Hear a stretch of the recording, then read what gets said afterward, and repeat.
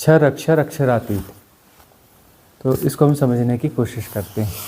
क्षर यानी जिसका क्षय हो जाता है, जो नष्ट हो जाता है, वो क्षर है। अक्षर यानी जो नष्ट नहीं होता है।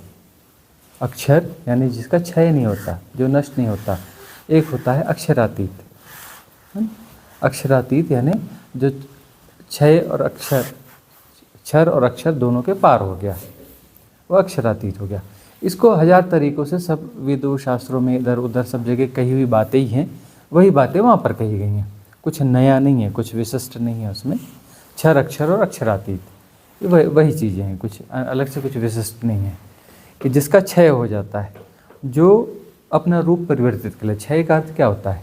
क्षय का अर्थ ये थोड़ी कि नष्ट हो जाएगा। क्षय का अर्थ होता है रूप परिवर्तन, है ना? रूप का परिवर्तन हो जाता है, वह संयोग बिखर जाता है।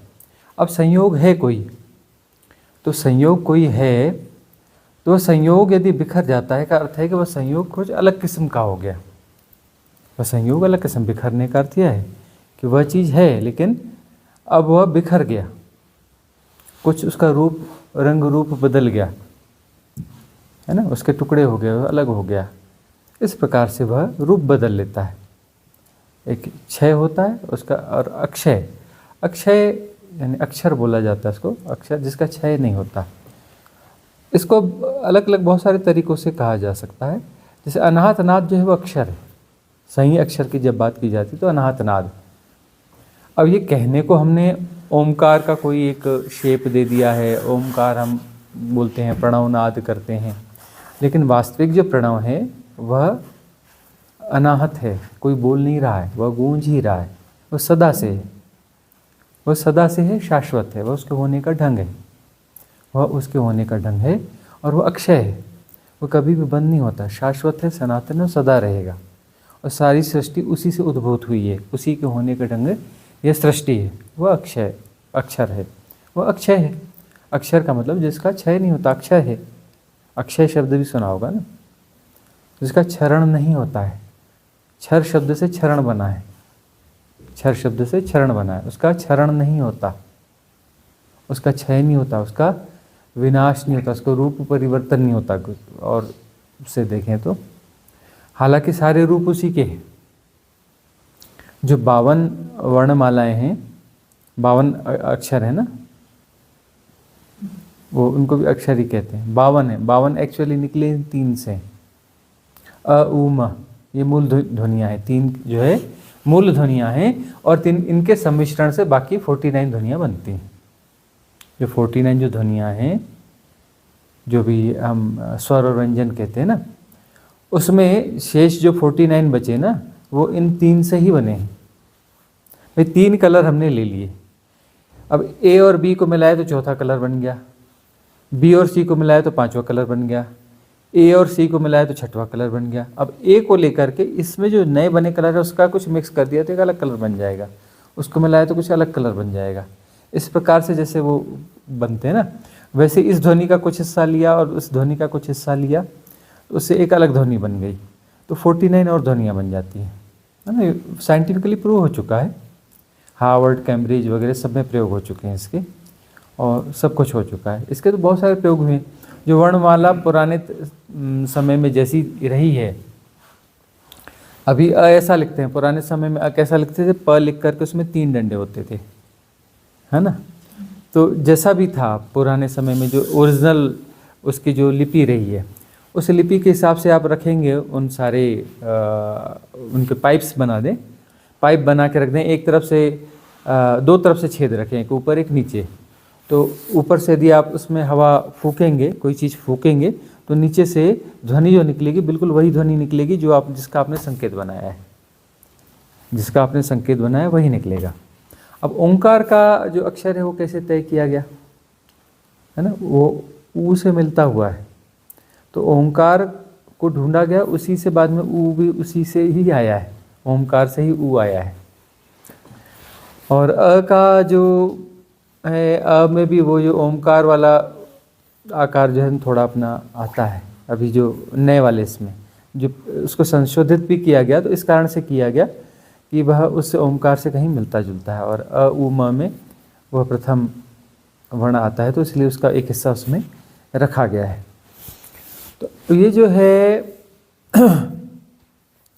3 मूल ध्वनियाँ हैं और उससे ही सारा कुछ निकला है। इसमें कोई एक और बात हम कह रहे थे, चलो जैसे ख्याल आएगा तो फिर हम कह देंगे। तो अक्षर जिसका क्षय नहीं होता है, अनाहत नाद का क्षय नहीं होता क्योंकि शाश्वत है, लेकिन सब कुछ बना उसी से ही है, सब कुछ बना उसी से ही। हम ये कह रहे थे कि एक जो है कांच का ग्लास रूम एक बना लो, ज़्यादा बड़े साइज़ का नहीं, एक ग्लास रूम बना लो छोटा सा, और उसमें भीतर प्रवेश करके बैठ जाओ, और उसमें जो है ऊपर पतली वाली चीज़, एक स्मूथ सैंड होती है ना, एकदम क्वालिटी सैंड, एकदम बढ़िया वाली सैंड होती है, जो गोवा के रिमोट बीच में पाई जाती है या विदेशों के किसी बीचेस में पाई जाती है, एकदम सॉफ्ट वाली मक्खन जैसी, वैसी रेत बिछा दो। उसकी छत पे ग्लास का ही रूम है, पूरा सब कुछ ग्लास का है, और उसके अंदर बैठ करके प्रणव नाद करो, ओमकार का नाद करो। ओमकार का नाद करोगे तो रेत जो है अपने आप हट करके उसमें एक चिन्ह बन जाएगा ओमकार का, जैसे ओम हम बनाते हैं ना, वैसा ही चिन्ह वहाँ पे बन जाएगा, वैसा ही चिन्ह वहाँ पे बन जाएगा। तो ये बहुत साइंटिफिक होते हैं। कोई कह रहा था कि अपना वो जो है बीज मंत्र हैं, ये हैं, उनके बारे में चर्चा करो। मैं कहा कितनी लंबी क्या चर्चाएं करें। तो ये जो है बीज मंत्र भी जो है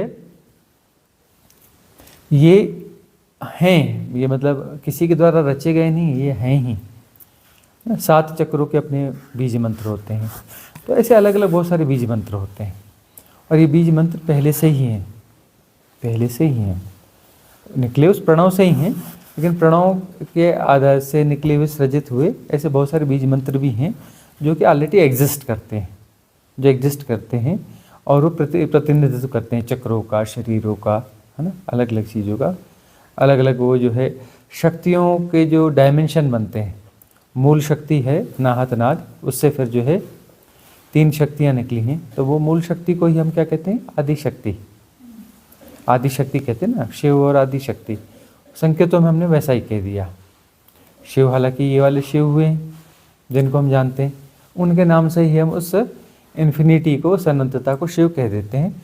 और जो है वह जो उससे उसके होने का ढंग है अनाहत नाद, उसको हम क्या कह देते हैं, आदि शक्ति कह देते हैं, उसे हम आदि शक्ति कह देते हैं। वो उसके होने का ढंग है, और वो मिल करके पूर्ण है।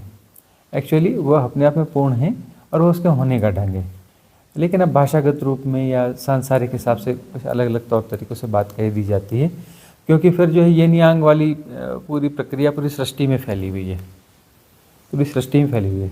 पेड़ पौधों में भी दिखता है ऐसा, लेकिन वो उसमें भी येन यांग, स्त्री पुरुष उसमें भी होते हैं, पेड़ों की प्रजाति में भी स्त्री पुरुष होते हैं, है ना। और उनके प्रेम प्यार को पहुंचाने के लिए जो है भौरे और तितलियां काम करते हैं। भौरे और तितलियों के माध्यम से उनका मिलन होता है, उन्हें परागण की जो प्रक्रिया होती है, प्रेम की जो प्रक्रिया होती है, उसमें ये अपना थर्ड पर्सन के रूप में उपलब्ध होते हैं। जो भौरे होते हैं, तितलियां होती हैं, इनसे इनका जो है प्रेम मिलन होता है, और उससे जो परागण होता है उससे फिर बीज बनते हैं, या वो आसपास में मौजूद रहते हैं तो उनकी तरंगें आपस में मिलती हैं। बहुत सारे ऐसे रहते हैं ना, ये मेल है, ये फीमेल है, और यह आसपास में एक आध वैसा पेड़ होना चाहिए तभी बात बनती है। एक आध मेल पास में होना चाहिए। फीमेल पेड़ हैं, मेल पेड़ आपको फल नहीं देगा, लेकिन उसका होना ज़रूरी है आसपास में। वो आसपास मौजूद होता है तो फीमेल जितने भी पेड़ हैं वो आपको फल बराबर देंगे, नहीं है तो उनके फलों में क्वालिटी नहीं आएगी या फिर नहीं आएंगे।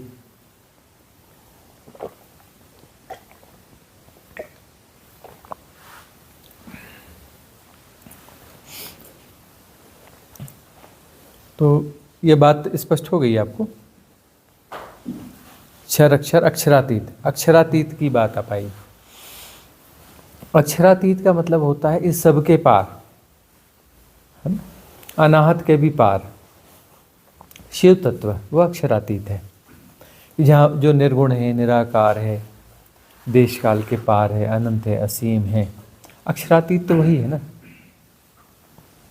कहने के ढंग है, बात वही है, वही शिव तत्व है जो अक्षरातीत है।